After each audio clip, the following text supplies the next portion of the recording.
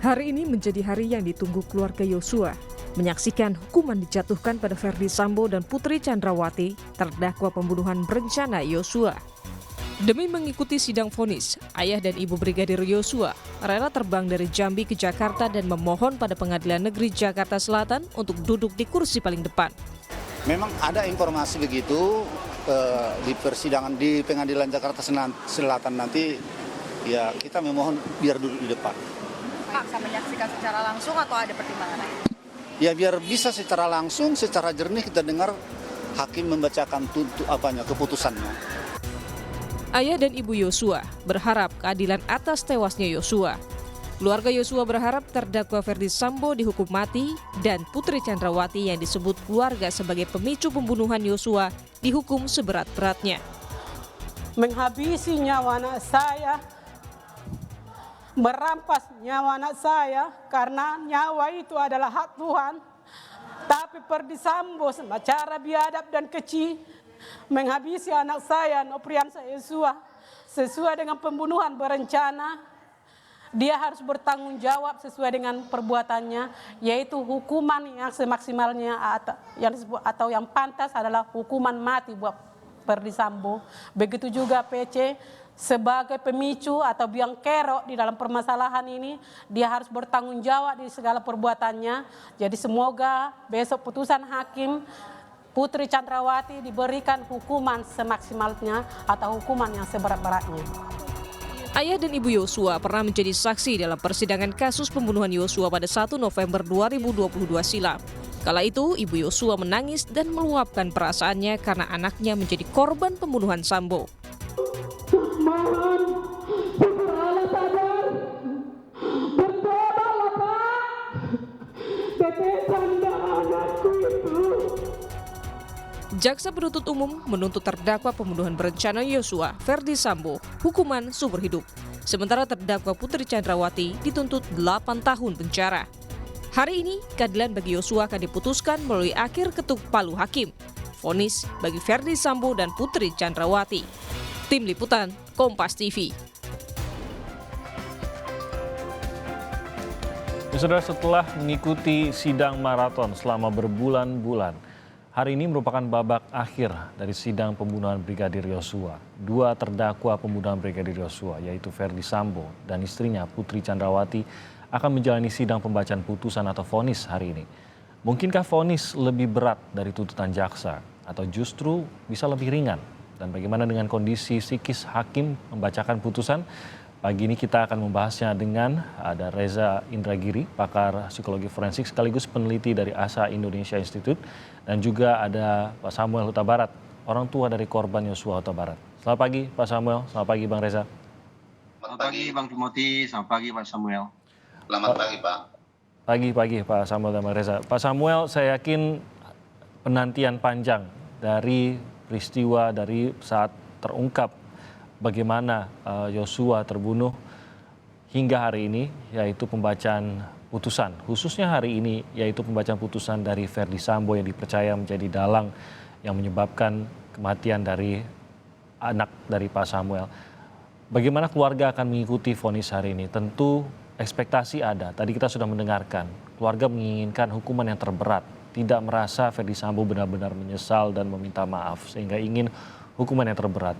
Tapi tentu ekspektasi ini juga harus mungkin agak dibatasikah atau mungkin coba ditahankah ekspektasinya, karena apapun bisa terjadi dalam vonis hari ini, Pak Samuel.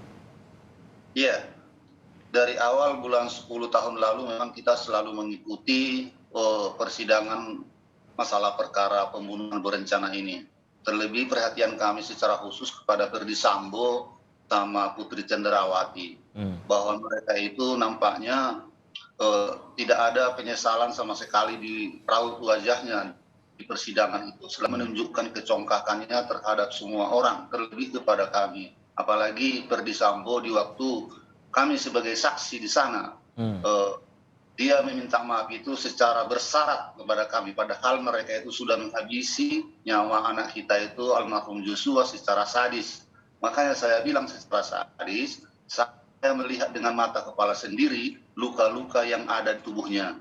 Sedangkan berperang saja tidak begitu cara membunuh manusia. Ini melebihi dari hewan cara dia membunuh anak kami itu. Padahal dia itu adalah seorang jenderal bintang 2. Seharusnya dia itu adalah menjadi suatu panutan di kepolisian. Ini menjadi satu contoh yang tidak benar di hadapan kepolisian. Dia sudah mencoreng nama baik seluruh instansi kepolisian atas perbuatannya. Dan dia selalu membangun kebohongan demi kebohongan, memfitnah anak kita almarhum Joshua. Apalagi anak kita almarhum Joshua sudah meninggal, dia masih memfitnah. Sedangkan sama orang yang masih hidup, fitnah itu adalah lebih kejam daripada pembunuhan. Dia membangun skenario di Duren 3, pindah lagi ke Magelang. Di Duren 3 dia membangun skenario dengan pelecehan, ancaman pembunuhan. Ternyata sudah di SP3 oleh Mabes Polri. Pindah lagi ke Magelang. Di sana berpindah nama perannya itu dibilang di sana menjadi pemerkosaan. Sedangkan visum tidak ada, pelaporan ke polisi tidak ada. Makanya kami bilang memang rencana dia itu sudah direncanakan secara matang, lebih ada. Oleh karena itu kita sudah mengikuti tuntutan ataupun dakwaan yang dibacakan oleh Jaksa Penuntut Umum pasal 340. Kiranya kami memohon kepada hakim agar hukuman kepada aktor intelektual ini diterapkan hukuman maksimal, yaitu hukuman mati. Jadi bagi Anda bahkan hukuman seumur hidup pun sebenarnya belum memenuhi rasa keadilan Anda, Pak Samuel? Ya, kalau kita lihat dari kronologi skenario Ferdy Sambo ini sungguh sangat sadis. Sudah sangat sadis. Melebihi dari dia menghabisi nyawa seekor hewan. Sedangkan membunuh seekor hewan pun kita tidak sekeji itu. Ini manusia anak kita almarhum Joshua ini. Jadi ini udah sangat biadab ini. Jadi maksud saya di sini biar jangan ada lagi timbul Sambo-Sambo berikutnya di kemudian hari. Dan biar jangan ada lagi Joshua korban di kemudian hari. Oke, saya ke Bang Reza. Bang Reza, Anda juga mengikuti jalannya sidang. Tentu banyak tensi menuju ke vonis yang akan dibacakan hari ini. Setidaknya dalam 2 minggu terakhir juga pembicaraan menuju ke hakim bagaimana agar menjaga hakim tanpa intervensi, jangan ada pengaruh juga yang diberikan kepada hakim. Bagaimana Anda melihat terbangunnya tensi ini terutama setelah persidangan yang cukup panjang selama hampir setengah tahun kita mengikuti jalannya kasus ini hingga berakhir di vonis yang akan berlangsung hari ini? Secara normatif memang kita menaruh harapan besar bahwa majelis hakim nantinya akan membuat putusan dengan seadil-adilnya. Seadil-adilnya dalam pengertian bahwa seluruh fakta di persidangan, seluruh peraturan perundang-undangan dijadikan sebagai acuan oleh majelis hakim untuk menjatuhkan putusan itu. Itu secara normatif. Namun bukankah selama ini juga kita menaruh harapan besar bahwa ekspektasi akan keadilan di luar ruang persidangan akan bisa terrealisasi dalam keadilan di ruang sidang. Itu menunjukkan bahwa boleh jadi hakim pun akan menghirup berbagai macam ekspektasi keadilan yang hidup di luar ruang sidang. Hakim akan baca koran, hakim akan menyimak media sosial, hakim akan berkomunikasi barangkali baik secara langsung atau tidak langsung dengan masyarakat guna menangkap apa sesungguhnya keadilan yang didefinisikan oleh masyarakat.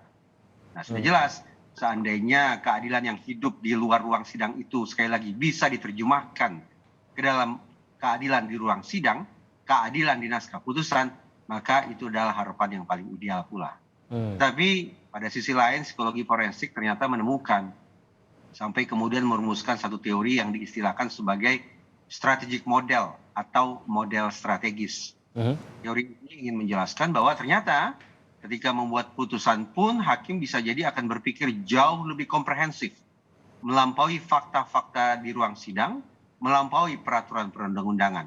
Tetapi ada tujuan-tujuan tertentu yang ingin dicapai oleh hakim lewat putusan yang mereka hasilkan. Itulah yang disebut sebagai strategic model atau model strategis. Apakah begitu idealnya atau bagaimana Bang Reza?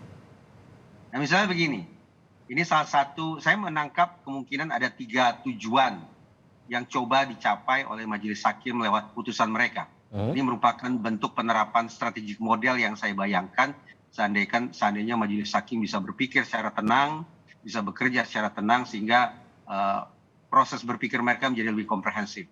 Tujuan pertama yang dicapai adalah tak lain tak bukan adalah kepentingan karir majelis hakim itu sendiri.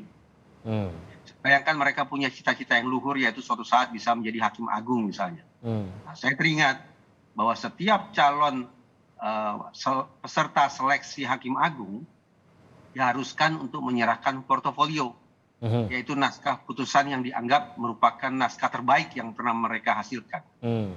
Nah, kalau seandainya pada persidangan ini majelis hakim saya bayangkan menghasilkan putusan yang spektakuler, misalnya hukuman maksimal bagi Putri Chandrawati dan Ferdi Sambo, serta hukuman yang ringan seringan-ringannya bagi Richard Eliezer, maka boleh jadi itu akan menjadi sebuah portofolio yang sangat indah yang bisa disodorkan oleh ketiga hakim ini nanti kelak ketika mereka ingin mengajukan diri sebagai hakim agung.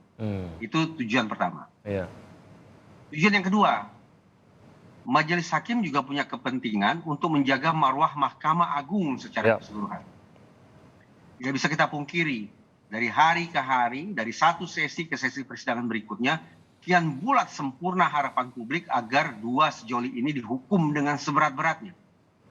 Nah, kita bisa bayangkan, agar Mahkamah Agung memiliki nilai positif di mata publik, tetap bisa terjaga martabatnya di mata khalayak luas, maka sudah barang tentu penting bagi majelis hakim untuk semaksimal mungkin menyerap ekspektasi publik itu dan menerjemahkannya ke dalam hukuman yang seberat-beratnya bagi Ferdi Sambo dan Putri Chandrawati.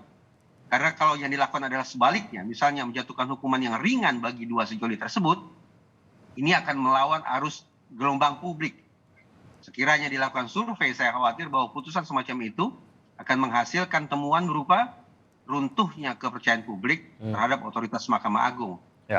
Itu sebabnya tadi saya katakan, tujuan kedua yang barangkali bisa dicapai lewat putusan dihasilkan oleh majelis hakim adalah bagaimana putusan terhadap Putri Chandrawati dan Ferdi Sambo sedikit banyak bisa berkontribusi bagi menguatnya kepercayaan masyarakat terhadap lembaga peradilan kita.